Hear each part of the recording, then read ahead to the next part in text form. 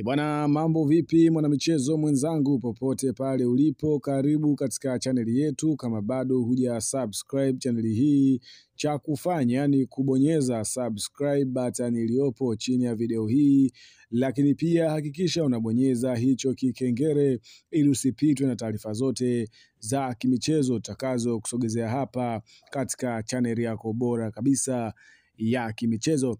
Bana, NBC Premier League inaelekea ukingoni ambapo ni mchezo mmoja umesalia katika kila timu ambayo imeshiriki ligi kuu msimu huu, ambapo siku ya Jumapili ya tarehe 22 zitapigwa mechi zote za kumaliza msimu. Timu zote zitashuka uwanjani kumaliza msimu kwa kucheza mechi za mwisho, isipokuwa Simba na Yanga. Wao watakuwa na mchezo mmoja wa kipolo, mchezo wa dabi ya Kariakoo ambao utapigwa mwishoni mwa mwezi huu tarehe 25.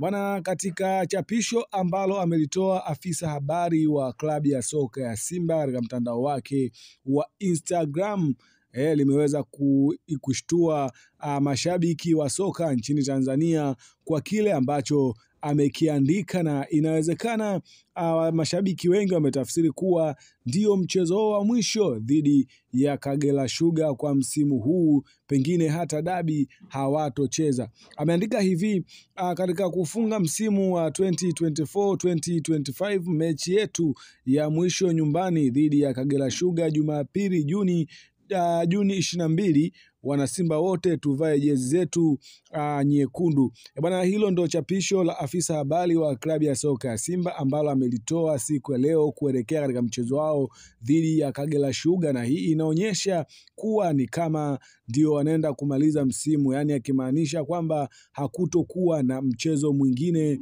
wowote ambao watacheza baada ya kumaliza mechi dhidi ya Kagera Sugar. Bwana, una maoni gani wewe kama shabiki wa Simba Sports Club kuelekea katika mchezo wa dabi, lakini pia kwa kile ambacho amekitoa afisa habari au kukichapisha afisa habari wa klabu ya soka ya Simba katika mtandao wake wa kijamii wa Instagram?